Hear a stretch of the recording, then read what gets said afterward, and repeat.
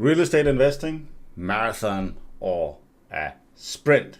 So in this video, I'll make some comparisons to my own experience with real estate and why I think real estate would make sense as a marathon. So a long time ago, many years back, actually 16 years ago, I ran my first marathon with my dad. I ran 6 marathons, he ran more than 100. So back then I was 25 years old, but I had these like very nice looking legs back then, and since then 16 years have passed, and I'm like, before I was 25 years old, now I'm 25 years old plus 16 years young, and the belly has grown a little bit, and that's why in the beginning of this year I set the goal that I wanted to run a marathon this year and then get back into shape.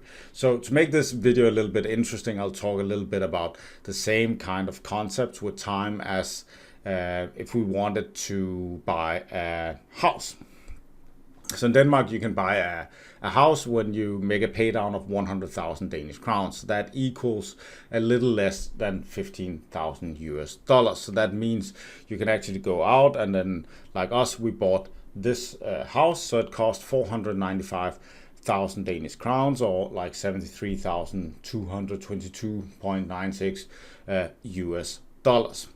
So the plan this year was that I wanted to start working out, working on my marathon a little bit earlier, but things happened in my life, so I didn't really start in January, not in February, not in March, not in April, not in May, and not in June. And then fortunately I had a little bit like low in I had the time to start working out in July, August, and that means like 2 days ago I managed to work out 60 days in a row. And some people will say, oh, Palle, that's my name, that's too much, right? It's like, oh, you can't just work out every single day. So I set the target that I actually wanted to run the marathon on the 5th of October. But I kept the door open so that, like, if I didn't manage to do that, I could still do it this year, because I would still have like October, November, December. So 6 months to train from being fat to run a marathon. And then people will say, oh, Palle, that is insane, and you will destroy your body. And yeah.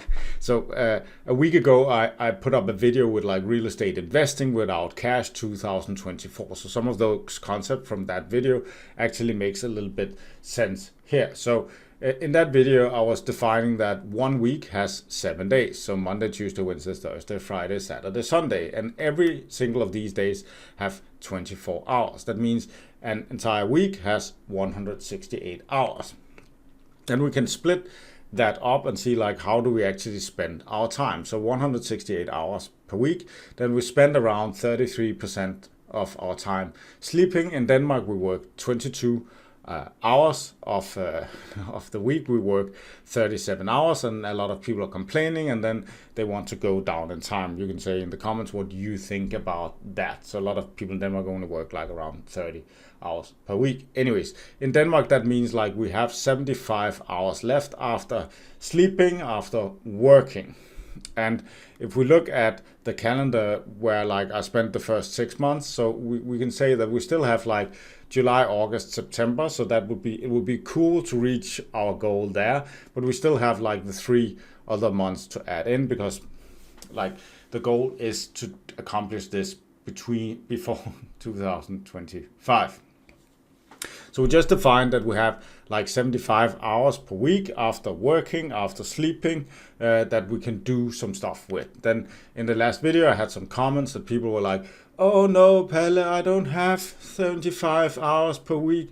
I need to transport myself, sleep in the car, talk to the wife, eat.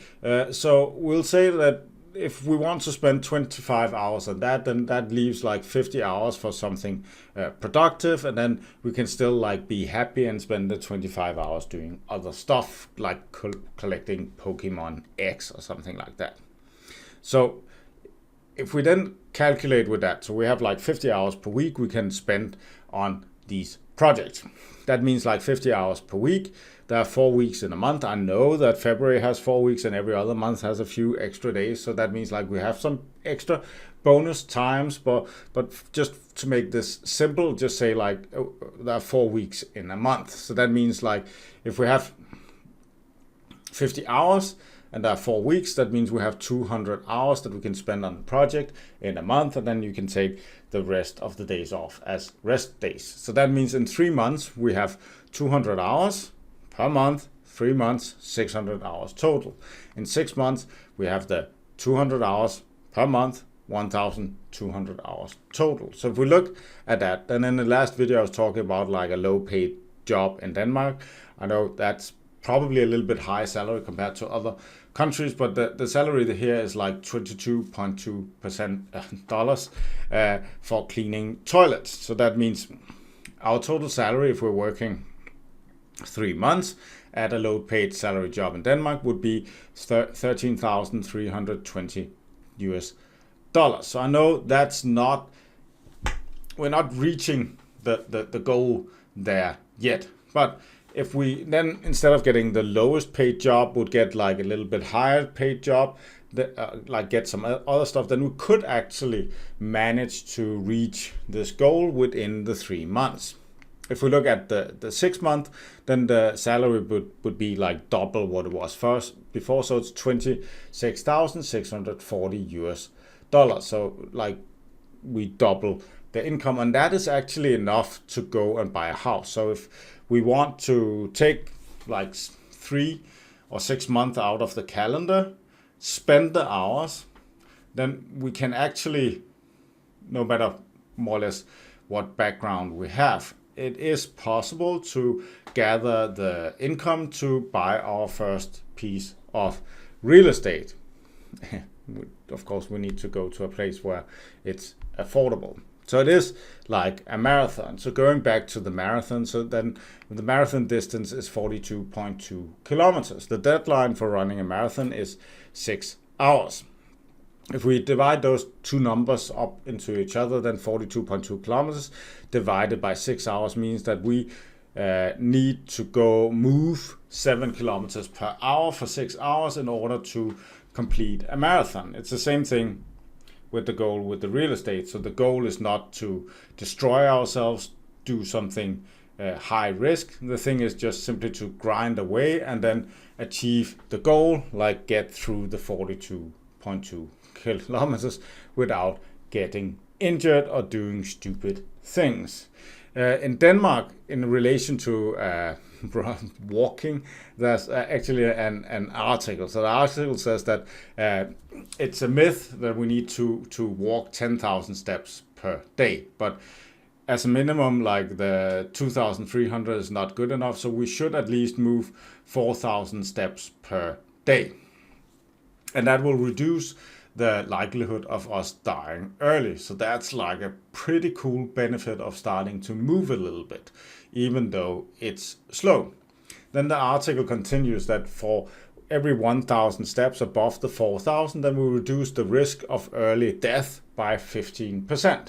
So that means like 15%, 15%, 15%. So it's 15% of the rest. So that means we will never like live forever. So it's not like, 15% times 6 is like 80%. Oh, I just need to walk 12,000 steps, then I'm immortal. That's not how it works. But it still means that like it's pretty good to move the 10,000 steps per day. So that's pretty cool. So with the marathon, then if we again look at the same amount of time, and there's been like a lot of TV programs. I like the Fit to Fit programs, and I've watched some of the other ones. The main thing with these fitness programs for like getting into shape, you losing weight, and they usually do it in like a 6 to 9 month period, sometimes a year, is that they actually don't start out running. So they start out with biking and moving, flexibility, doing things like that, like low intensity stuff. And then in the TV programs, they eat a lot of vegetables. So if we say like, if someone that's like 300 pounds overweight can do this, then and we base our marathon training program on that, then the training program could look for like 3 or 6 months, like something like this. So we would be biking 2 hours per day. We could match that if we are used to watch a lot of TV. Then we can buy like a stationary bike, a cheap one, put it in front of the TV, and then just biking while we are watching TV.